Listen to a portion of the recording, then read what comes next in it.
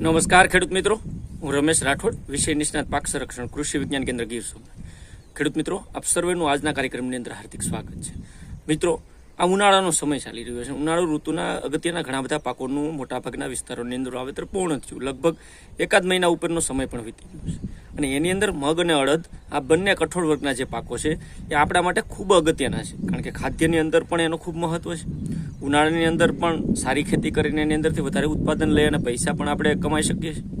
તો આ પાકની અંદર પણ સમસ્યાઓ હોય છે. અને એમાંય ખાસ કરીને મગના પાકની અંદર જે 45થી લઈને 60 દિવસ એટલે 1.5 થી 2 મહિનાના ગાળામાં જે કાળજીઓ લેવાની હોય છે, જે સમસ્યાઓ આવે છે, એના નિરાકરણ કાઢવા ખૂબ જરૂરી હોય છે.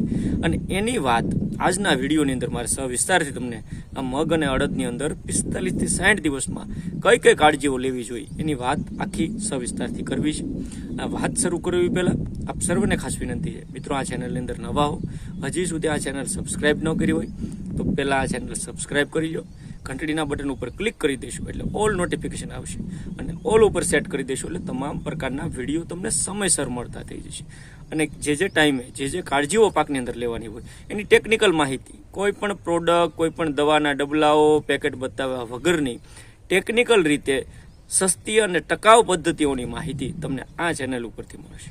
એટલા માટે વારંવાર કહું છું કે તમે એક સારી માહિતી જોવાની શરૂઆત કરો અને પછી એને અપનાવવાની પણ શરૂઆત કરો.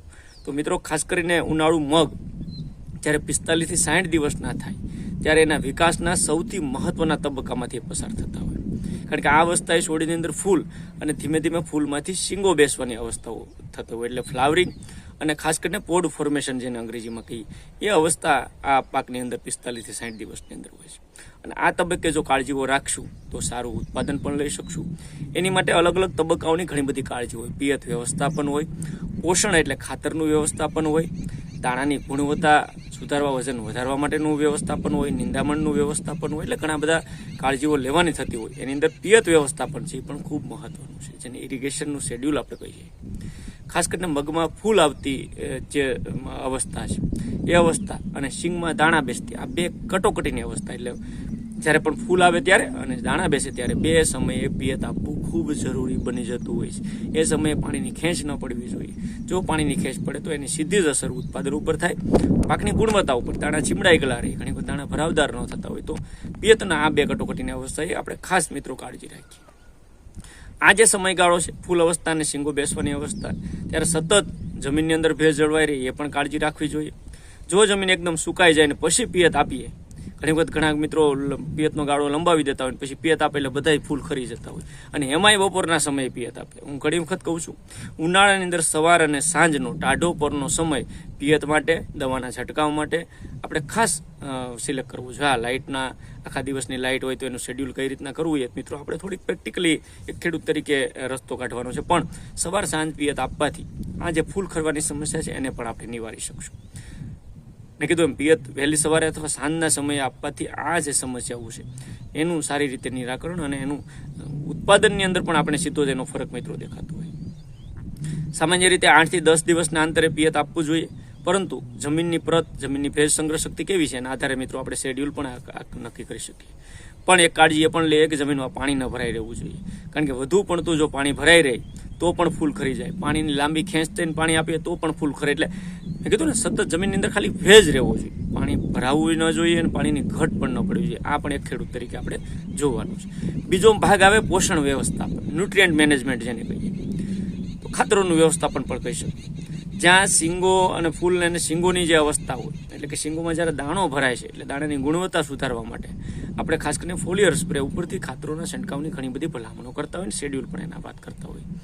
એની અંદર હું જે ભલામણ અત્યારે કરું છું, ખાસ કરીને ફૂલ અવસ્થા અથવા શીંગ બેસવાની અવસ્થા અથવા 45 દિવસની આજુબાજુના મગ અડદ તમારે હોય, ખાસ કરીને 05234 આ વોટર સોલ્યુબલ ખાતર છે. 100 ગ્રામ લેખે 15 લીટરના પંપની અંદર નાખીને આપણે છંટકાવ કરવાનો છે. કારણ કે આનો છંટકાવ કરવાથી શીંગમાં દાણાનો ભરાવદાર થશે અને વજન વધારવા માટે પણ આ કામનું છે. કારણ કે એની અંદર પોટાશ પણ છે, રોગ પ્રતિકારક શક્તિ પણ છોડીને વધારશે. એની સાથે એમિનો એસિડ જે બજારમાં સારા ગ્રોથ પ્રમોટર જે મળતા હોય, તો તો એ ખાસ કરીને આપણે ફૂલની સંખ્યા વધારવામાં પણ ગ્રોથ પ્રમોટર તરીકે એમિનો એસિડનો ઉપયોગ કરી શકીએ. એટલે 05234 એમિનો એસિડ આ બંનેનું કોમ્બિનેશન પણ આ અવસ્થાએ કરવાનું છે. ત્યારબાદ દાણાની ગુણવત્તા અને વજન વધારવા માટે પણ એક ખાતરો કામના છે, અને એની અંદર સૌથી મહત્વનું છે બોરોન. ઘણા બધા પાકની અંદર ભલામણ કરું છું. બોરોન 20% બજારની અંદર મળે. એ 15 થી 20 ગ્રામ એક પંપની અંદર નાખી અને છંટકાવ કરવાથી પણ દાણા ચમકદાર બનશે, અને શીંગો જે ફાટે છે એ પણ શીંગો ફાટતી નથી. એટલે બોરોન તત્વ આ સમયે 05234 એમિનો એસિડ બોરોન આ પ્રકારના તત્વો ખાસ કરીને આપણે મિત્રો એની અંદર સ્પ્રે કરવાના છે. આ ત્રણેયનું કોમ્બિનેશન કરીને સાંજના સમયે ભેજવાળી કન્ડિશનમાં જો છંટકાવ કરશો, ખાસ કરીને 45 દિવસની આજુબાજુના મગડની અંદર, તો તમને ખૂબ સારા પરિણામો મળશે. કારણ કે બોરોનનું કામ છે પોલિનેશન કરાવવાનું. જેમ ઘણી વખત પાકની અંદર પોલિનેશન જ ન થાય તો એની અંદર દાણો જ ન બને, એટલે ઉત્પાદન ન મળતું હોય, તો પોલિનેશનમાં પણ મહત્વનો રોલ ભજવે છે. એટલે પરાગનયનની અંદર પણ ભાગ ભજવે બોરોન, તો બોરોનનો ઉપયોગ કરી છે. એના પછી એક ખાતર અવેજીમાં 05234ની જગ્યાએ જો આપણે વાપરવું હોય, ઘણી વખત પાક પીળો પડતો હોય થોડો ઘણો, ઘણા બધા મિત્રોની ફરિયાદ આવતી હોય, તો 13045 જે પોટેશિયમ નાઇટ્રેટ તરીકે ઓળખાય. આનાથી પણ દાણાનો આકાર છે સારો થાય, મોટો થાય દાણો, વજનદાર થાય, અને પીળાશ પણ દૂર થતી, કારણ કે નાઇટ્રોજન પણ આની અંદર છે. તો 13045 પંપની અંદર 100 ગ્રામ લેખે નાખીને પણ છંટકાવ કરી શકે. પરંતુ જો તમે 05234 એમિનો એસિડ અને બોરોન સિલેક્ટ કરતા હોય તો બેસ્ટ છે એ કોમ્બિનેશનનો આપણે સ્પ્રે કરવો જોઈએ. મિત્રો, ત્રીજો જે મહત્વનો મુદ્દાની વાત કરીએ તો રોગ અને જીવાતનું નિયંત્રણ છે. કારણ કે આ અવસ્થા એવી હોય છે કે એની અંદર રોગ અને જીવાતનું ખૂબ આક્રમણ રહેતું હોય. ઘણા બધા ખેડૂત મિત્રોના પ્રશ્નો મને આવતા હોય, પાંદડા કોકડાઈ જાય, વૃદ્ધિ વિકાસ નથી થતો, ક્યાંક ઈયળોની પણ શરૂઆત થઈ ગઈ છે. તો આ સમયે થ્રીપ્સ, સફેદ માખી જેવી જીવાતોનું આક્રમણ પણ પાકની અંદર ખાસ કરીને રહેતું હોય.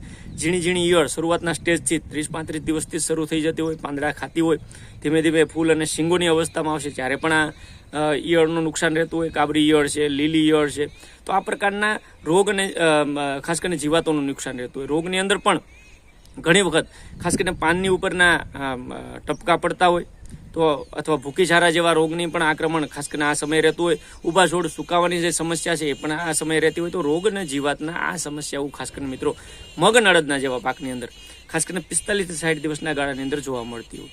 તો એના માટે શું કરવું? કારણ કે સફેદ માખી છે એક પ્રકારનો, જ્યારે તમે કોઈને બતાવો છો અથવા દવા લેવા જાઓ છો ત્યારે કહેવામાં આવે કે આ વાયરસ છે. પણ મિત્રો, વાયરસ એટલે કે એક પ્રકારની જીવાત એ રોગનો ફેલાવો કરે છે. એટલે ખાસ કરીને કોકડવાનો રોગ તમને દેખાય, તો પીળી નસનો રોગ દેખાય તો યલો વેન મોઝેક આપણે કહીએ, પરંતુ એ રોગ ફેલાવવા પાછળ તો સફેદ માખી જવાબદાર છે. એટલે સફેદ માખીનું નિયંત્રણ કહેવાનું છે, ટૂંકું ટચ આપણે કહીએ તો. આ સફેદ માખીના નિયંત્રણ માટેની પણ દવાઓ કરવી જોઈએ. ઘણી વખત પાન ખાસ કરીને વળતા દેખાય, વધારે પડતું જીવાત હોય તો કોકડાઈ ગયેલા હોય, તો એના માટે આ સફેદ માખી થ્રીપ્સના નિયંત્રણ માટે શરૂઆતના ડોઝની અંદર જૈવિક નિયંત્રકોની અંદર એઝાડિરેક્ટિન 1500 ppm એક પંપની અંદર 60 ml નાખીને છંટકાવ કરાય, અથવા તો બીવેરિયા બાજેના 80 ગ્રામ પંપની અંદર નાખીને છંટકાવ કરી શકાય. જંતુનાશક દવાઓની અંદર એસિટામાપ્રિડ ખૂબ સારી દવા છે, એક પંપની અંદર 10 ગ્રામ, અથવા થાયોમિથોક્ઝામ એક પંપની અંદર 10 ગ્રામ, અથવા તો ઇમ્ડાગ્લોબિડ 10 ml નાખી આમાંથી કોઈ પણ દવાઓ સિલેક્ટ કરીને પણ સ્પ્રે કરી શકાય.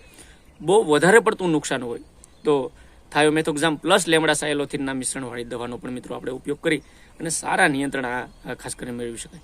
જ્યાં ઈયળોનો પ્રોબ્લેમ છે, જો આપ અવલોકન કરો ને ખેતરમાં ઈયળ દેખાતી હોય તો એના માટે એમાબેક્ટિન બેન્ઝોએટ 5SG બજારની અંદર મળતી હોય, 10 ગ્રામ લેખે નાખીને છંટકાવ કરી શકાય. અથવા તો ક્લોરાન્ટ્રીનિપોલ 18.5 SC ના સ્વરૂપમાં બજારની અંદર મળતી હોય, એક પંપની અંદર 5 ml નાખીને છંટકાવ કરી શકાય. તો પણ ઈયળો સામે સારા નિયંત્રણો આપણે મિત્રો મેળવી શકતા હોય. બીજું, ખાસ કરીને જે મિત્રો પ્રાકૃતિક ખેતી કરે છે એને નિમાસ્ત્ર, અગ્નિઅસ્ત્ર, બ્રહ્માસ્ત્ર જેવા અથવા 10 અર્ક જેવા ઘટકોનો ઉપયોગ કરીને પણ સ્પ્રે કરીને સારા નિયંત્રણ મેળવી શકે. જમીનની અંદર જીવામૃતનો ખાસ કરીને મિત્રો એને ઉપયોગ કરવો જોઈએ. જીવામૃતની અંદર જે ખાસ કરીને ગાયનું છાણ, ગાયનું ગૌમૂત્ર, ગોળ, લોટ આ પ્રકારની જે રેમેડી છે, અને એ જ્યારે જમીનની અંદર આપીએ છીએ ત્યારે જમીનનો બાંધો પણ સુધરે છે અને ખૂબ સારા એક્ટિવિટી માઇક્રો ઓર્ગેનિઝમની થતી હોય તો જીવામૃતનો પણ મિત્રો ઉપયોગ કરી શકાય. ખાસ કરીને ખાટી છાશ જેવી પ્રાકૃતિક નિયંત્રકની અંદર 500 ml પંપની અંદર નાખીને છંટકાવ કરી શકાય. ગૌમૂત્રનો પણ મિત્રો છંટકાવ કરી શકાય. તો આવા જૈવિક, પ્રાકૃતિક અને કેમિકલ અલગ અલગ પદ્ધતિઓથી મિત્રો આપણે જીવાતોનું ખાસ કરીને નિયંત્રણ કરી શકતા હોઈએ છીએ. અને આ પ્રમાણે 45 થી 60 દિવસના ગાળાની અંદર જે અલગ અલગ મેં પદ્ધતિઓ કીધી, પદ્ધતિનો ઉપયોગ કરી અને મગ અને અડદ જેવા કઠોળ પાકનું સારામાં સારું ઉત્પાદન મિત્રો લઈ શકતા હોય છે. ત્યારબાદ મોટાભાગે આ ટૂંકા ગાળાના પાકો હોય છે, અને કાપણીની સમયગાળો પણ ટૂંકો આવી જતો હોય છે, એટલે ખાસ કરીને મગની અંદર એવી ઘણી બધી વેરાયટીઓ છે કે એક સાથે શીંગો પાકી જતી હોય, અથવા તો જ્યારે 70-80% શીંગો પાકી જાય, કાળી પડી જાય, ત્યારે આપણે એની વીણી કરી લેતા હોય, અથવા તો એક સાથે પાકતી જાત હોય તો એની એક સાથે પાકી જવાથી પણ આપણે હાર્વેસ્ટિંગ કરી શકીએ અને ખાસ કરીને આનું ખૂબ સારું ઉત્પાદન પણ લઈ શકીએ. મિત્રો, તો આ આખી વાત હતી 45 થી 60 દિવસના મગ અને અડદની અંદર ઉનાળુ સિઝનની અંદર ક્યાં ક્યાં એના પગલાઓ ભરવા જોઈએ. એમાં મેં જે પણ મુદ્દાઓ કીધા એ મુદ્દા ખૂબ કામના છે. એનું સારી રીતે જો અમલવારી કરશો તો મિત્રો ખૂબ સારું, સસ્તી પદ્ધતિથી અને ખૂબ સારી રીતે આપણે એમાં વધુ નફો પણ કમાઈ શકશું. તો મિત્રો, આજના વિડીયોની અંદર એટલું જ. ફરી પાછા મળશું એક નવા વિષય સાથે, નવી માહિતી સાથે. ત્યાં સુધી મારી સાથે જોડાયેલા રહેજો. આપ સર્વે મિત્રોનો વિડીયો પૂરેપૂરો જોવા બદલ ખૂબ ખૂબ આભાર. ધન્યવાદ. Thank you.